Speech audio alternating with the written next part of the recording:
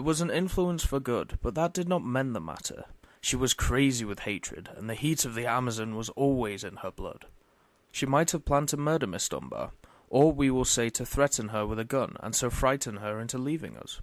Then there might have been a scuffle, and the gun gone off and shot the woman who held it. That possibility had already occurred to me, said Holmes. Indeed, it is the only obvious alternative to deliberate murder. But she utterly denies it.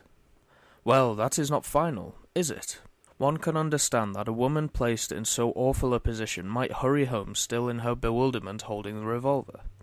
She might even throw it down among her clothes, hardly knowing what she is doing, and when it was found she might try and lie her way out by a total denial, since all explanation was impossible.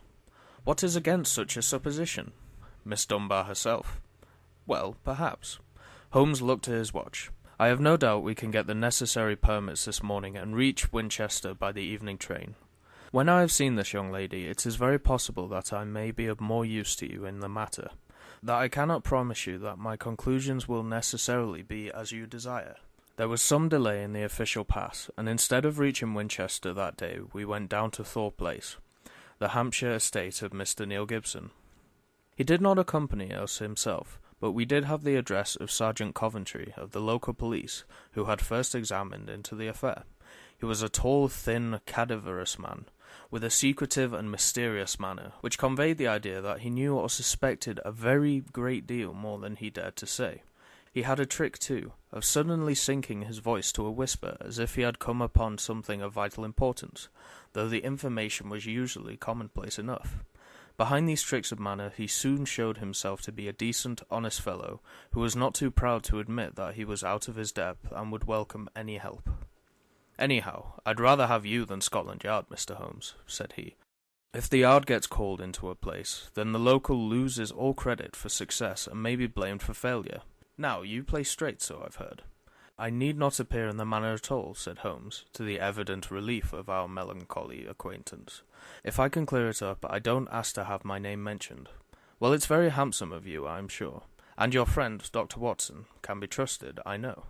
Now, Mr. Holmes, as we walk down to the place, there is one question I should like to ask you. I'd breathe it to no soul but you." He looked round as though he hardly dare utter the words. "Don't you think there might be a case against Mr. Neil Gibson himself?"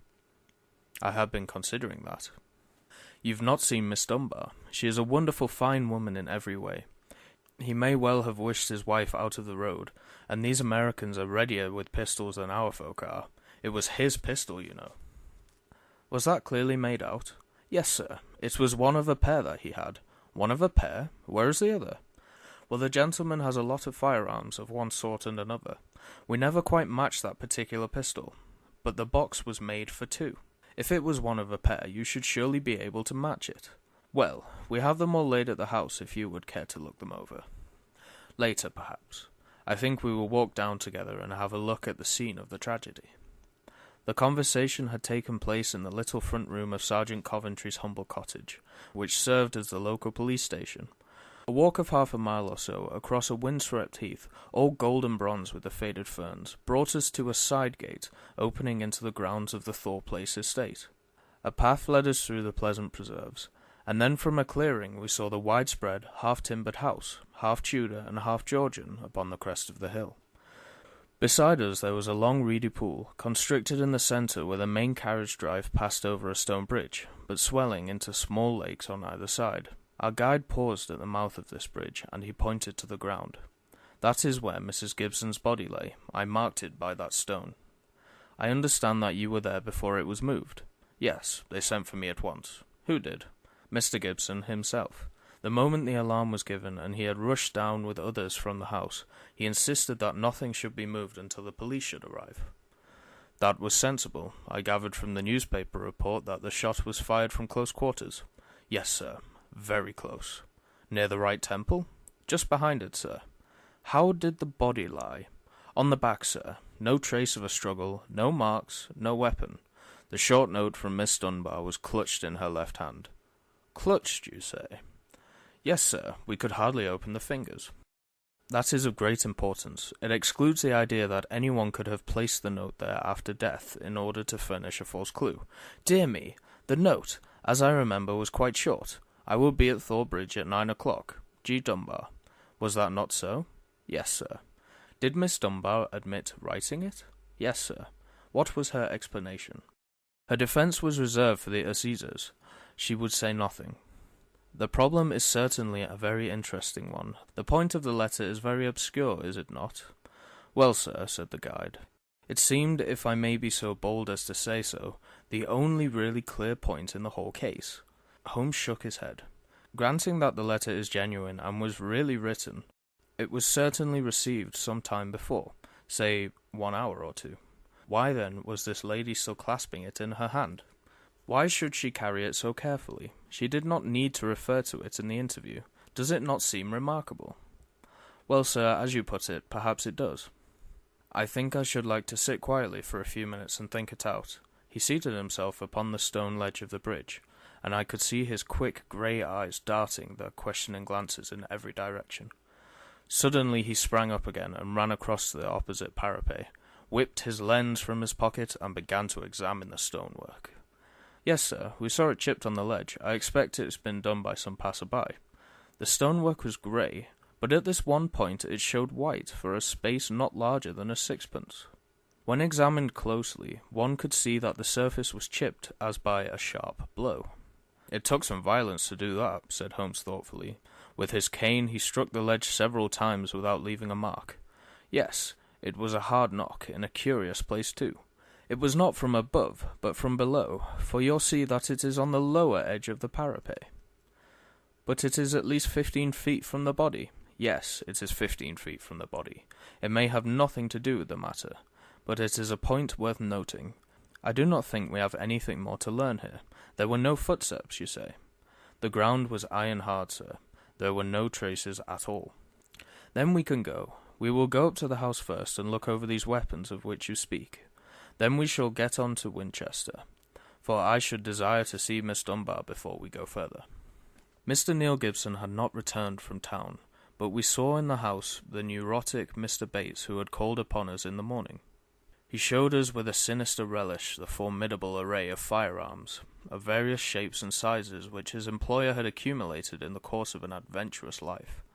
Mr. Gibson has his enemies, as anyone would expect who knew him and his methods, said he. He sleeps with a loaded revolver in the drawer beside his bed. He is a man of violence, sir, and there are times when all of us are afraid of him. I am sure that the poor lady who has passed was often terrified. Did you ever witness physical violence towards her? No, I cannot say that, but I have heard words which were nearly as bad, words of cold, cutting contempt, even before the servants. Our millionaire does not seem to shine in private life, remarked Holmes, as we made our way to the station. Well, Watson, we have come on a good many facts, some of them new ones, and yet I seem some way from my conclusion. In spite of the very evident dislike which Mr. Bates has to his employers, I gather from him that when the alarm came he was undoubtedly in his library. Dinner was over at 8:30, and all was normal up to then. It was true that the alarm was somewhat late in the evening, but the tragedy certainly occurred about the hour named in the note. There is no evidence at all that Mr. Gibson had been out of doors since his return from town at 5 o'clock. On the other hand, Miss Dunbar, as I understand it, admits that she had made an appointment to meet Mrs. Gibson at the bridge. Beyond this she would say nothing, as her lawyer had advised her to reserve her defence. We have several very vital questions to ask that young lady, and my mind will not be easy until we have seen her. I must confess that the case would seem to me to be very black against her, if it were not for one thing. And what is that thing, Holmes? The finding of the pistol in her wardrobe. Dear me, Holmes, I cried. That seemed to me to be the most damning incident of all. Not so, Watson. It had struck me, even at my first perfunctory reading, as very strange. And now that I am in closer touch with the case, it is my only firm ground for hope. We must look for consistency. Where there is a want of it, we must suspect deception. I hardly follow you. Well now, Watson, suppose for a moment that we visualize you in the character of a woman who, in a cold, premeditated fashion, is about to get rid of a rival. You have planned it. A note has been written. The victim has come. You have your weapon. The crime is done. It has been workmanlike and complete. Do you tell me that after carrying out so crafty a crime, you would now ruin your reputation as a criminal by forgetting to fling your weapon into those adjacent reed beds, which would forever cover it? But you must needs carry it carefully home and put it in your wardrobe, the very first place that would be searched. Your best friends would hardly call you a schemer, Watson, and yet I could not picture you doing anything so crude as that. In the excitement of the moment— No, Watson, I will not admit that it is possible. Where a crime is coolly premeditated, then the means of covering it are coolly premeditated also. I hope, therefore, that we are in the presence of a serious misconception. But there is so much to explain. Well, we shall set about explaining it. When once your point of view is changed, the very thing which was so damning becomes a clue to the truth. For example, there is the revolver. Miss Dunbar disclaims all knowledge of it. On our new theory, she is speaking truth when she says so. Therefore, it was placed in her wardrobe. Who placed it there? Someone who wished to incriminate her. Was not that person the actual criminal? You see how we come at once upon a most fruitful line of inquiry. We were compelled to spend the night at Winchester, as the formalities had not yet been completed. But next morning, in the company of Mr. Joyce Cummings, the rising barrister who was enthused with the defence, we were allowed to see the young lady in her cell.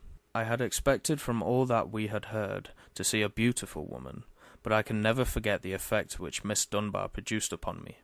It was no wonder that the masterful millionaire had found in her something more powerful than himself, something which could control and guide him. One felt, too, as one looked at that strong, clear-cut, and yet sensitive face, that even should she be capable of some impetuous deed, none the less there was an innate nobility of character, which would make her influence always for the good. She was a brunette, tall, with a noble figure and commanding presence, but her dark eyes had in them this appealing, helpless expression of the hunted creature who feels the nets around it, but can see no way from the toils. Now, as she realized the presence and the help of my famous friend, there came a touch of colour in her wan cheeks, and a light of hope began to glimmer in the glance which she turned upon us.